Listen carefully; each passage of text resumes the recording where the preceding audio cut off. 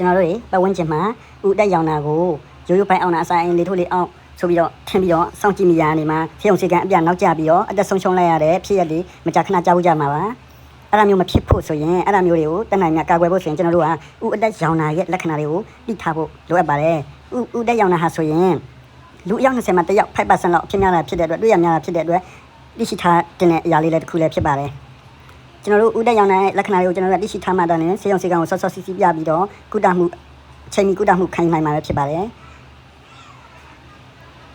အဲ့လိုအချိန်မီမကုသဘူးဆိုရင်သူကဥတက်ရောင်တာကနေမှပြည်ပြတဲမယ်ပေါက်ထွက်မယ်တွေ့ကြောရင်းကနေတဆင်းပိုးတွေကဒီကုလုံးကိုပြတ်မယ် sepsis တွေရပြီးတော့အသက်အန္တရာယ်ရှိသွားနိုင်တယ်ဒါကြောင့်မလို့ကျွန်တော်တို့တွေကဥတက်ရောင်တာကိုဆိုရင် medical emergency case ခုအနေနဲ့သတ်မှတ်ထားပါတယ် early diagnosis အရေးကြီးပါတယ်စောစောစီသိရှိဖို့အရေးကြီးပါတယ်ဒါကြောင့်ကျွန်တော်တို့ကဥတက်ရောင်တာရဲ့လက္ခဏာတွေကိုသိထားဖို့လိုအပ်ပါတယ်ဥတက်ကဆိုရင်ကျွန်တော်တို့ဒီပုံမှန်ပြထားတဲ့အတိုင်းဥတိန်နဲ့ဥမကြီးဆက်တဲ့နေရာဥမကြီးရဲ့အရင်ပိုင်းနောက်ကနေထွက်နေတဲ့အတက်ကလေးပဲဖြစ်ပါတယ်အဲ့အတက်ကလေးရောင်းသွားရင်ကျွန်တော်တို့ကလက္ခဏာလေးတွေဖြစ်လာတာပဲဖြစ်ပါတယ်ဒီသူ့ရဲ့လက္ခဏာတွေကတော့ဘိုက်အပြင်းထန်နာမယ်ပြိုတာအန်နာတွေဖြစ်မယ်အစားတောက်တွေစားခြင်းတွေပျောက်မယ်ဖျားလေးတွေငွေဖျားမယ်ဝမ်းချုပ်တာဝမ်းလျှော့တာတွေဖြစ်မယ်ဘိုက်ကယ်မယ်ဒါတွေဖြစ်ပါတယ်ကျွန်တော်တို့ဒါတွေကိုဆိုရင်ကြတော့အပြင်လူတွေအနေနဲ့မှတ်ဖို့ခက်ပါမယ်အဲ့ဒီခါမှာကျွန်တော်တို့ကျောင်းသားဘွားတော်ဆရာတယောက်တင်ပြထားတဲ့အလွယ်မှတ်နည်းလေးကိုကျွန်တော်အပြင်လူတွေမှတ်လွယ်အောင်ပြောပြပါမယ်နာအန်ဖျားအမြန်ဆိုလိုက်ရင်နံပြားပေါ့နော်ကျွန်တော်အဲ့နံပြားနာအန်ဖျားဆိုတဲ့လက္ခဏာလေးဆိုရင်ဥအတက်ရောင်နိုင်နာဖြစ်နိုင်တယ်လို့သိလိုက်ရင်အဆင်ပြေပါပြီအဲ့ဒါကိုတစ်ခုချင်းစီကျွန်တော်အသေးစိတ်ပြန်ရှင်းပြပါမယ်နာတာဘယ်လိုနာတာလဲဥတက်ရောင်နာရဲ့နာတဲ့ဟာလေးကသူ့ရဲ့ပုံစံလေးတွေ့ရများတဲ့ပုံစံလေးရှိပါတယ်အဲ့ဒါက channel လေးမှာအရင်ဆုံးရစ်ပြီးနာတယ်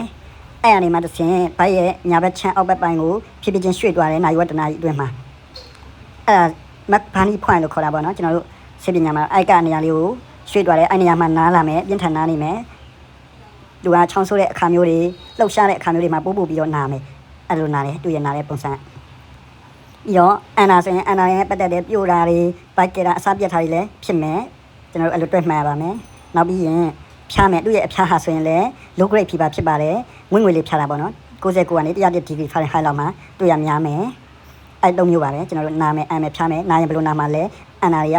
နဲ့အတူတူဘာတွေဆက်ထားတွေဘာတွေဖြစ်မှာလဲဖျားတာရောဘယ်လိုအဖျားမျိုးလဲဆိုတာမျိုးလေးကျွန်တော်တို့သိထားရင်ကိုတော်တော်လေးလုံလောက်သွားပြီပဲဖြစ်ပါတယ်ကျွန်တော်ခုနပြောတဲ့ funny point လေးကိုဘဟုတုတအနေငယ်ပြောပြရမယ်ဆိုတော့ကျွန်တော်တို့ကဘိုက်ကြီးကိုအပိုင်းကိုပိုင်းကိုစိတ်ကူးရင်လေးခွဲလိုက်တဲ့အညီမျှခွဲလိုက်တဲ့အဲ့မှာပုံမှန်ပြထားတဲ့အတိုင်း1 2 3 4 5 6ရှိမယ်အဲ့ဒီထဲနံပါတ်9က right iliac fossa RIF ဆိုတဲ့နားလေးပေါ့နော်အဲ့ကနေရာမှာဆိုရင်ဥတက်ရဲ့ဥမကြီး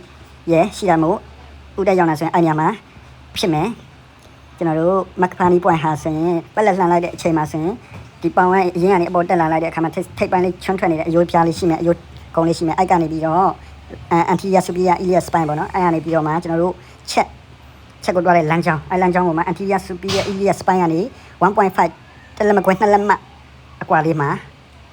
ရှိတဲ့နေရာလေးကို McBurney's point လို့ပဲခေါ်တာဖြစ်ပါတယ်အဲ့နေရာကတော့ဥတက်ရှိနိုင်တဲ့ခမ်းမှန်းခြေနေရာပဲဖြစ်ပါတယ်ကျွန်တော်အဲ့ဥတက်နေရာလေးကနေနားတယ်ဆိုရင်တော့ဥတက်ဖြစ်နိုင်တယ်ဆိုပြီးတော့အဓိကကသူကတစ်ခါကြတော့အန်နာတွေဖျားတာတွေမလာဘဲနဲ့လည်းနားလာလဲလာနိုင်တာဖြစ်တဲ့အတွက်အဲ့နေရာလေးကနားပြီးဆိုရင်ကိုကျွန်တော်တို့ကဥတက်ဖြစ်နိုင်တယ်ဆိုပြီးတော့စောစောစီးမပြခဲ့ရင်ပေါက်ထားတွေဒီကုလုံးကိုပို့ပြန်ပြီးတော့အတန်ရရှိရတယ်ဖြစ်နိုင်တာမို့ emergency ဆိုတာကိုတိရှိပြီးတော့စောစောစီးတွားပြဖို့လိုအပ်ပါတယ်ကျွန်တော်တို့အဲ့လိုဆေးရုံဆေးကန်ရောက်တဲ့အခါမှာဆိုရင်ယောဂလက္ခဏာတွေကိုယောဂ history ကိုကျွန်တော်တို့မေးမြန်းမယ်ပြီးရင်လိုအပ်တဲ့ examination physical examination တွေလုပ်မယ်ပြီးရင်တွေးစစ်ထားတွေ ultrasound CT တွေလိုရင်လိုကျွန်တော်တို့လုပ်ပြီးတော့ဥတက်ရောင်တာတည်ကြတယ်ဆိုရင်ကျွန်တော်တို့ကဒီဥတက်ကိုခွဲထုတ်ပေးရမှာဖြစ်ပါတယ်အချိန်မီခွဲထုတ်ပေးနိုင်မှဒါလင်းအတက်တွေကိုကယ်နိုင်မှာပဲဖြစ်ပါတယ်ကျွန်တော်တို့ဒီနေ့ဗီဒီယိုလေးကိုကျွန်တော်တို့ကြည့်ပြီးတဲ့အခါမှာဆိုရင်ပြင်လူတွေအနေနဲ့မှတ်လွယ်အောင်နံပြားဆိုတဲ့လက္ခဏာလေးနာအန်ဖျားဆိုတာလေးကိုမှတ်မိပြီးတော့ဒီဟာလေးဖြစ်မယ်ဆိုရင်တော့ဥတက်ဖြစ်နိုင်တယ်ဆိုတာလေးကိုကသိပြီးတော့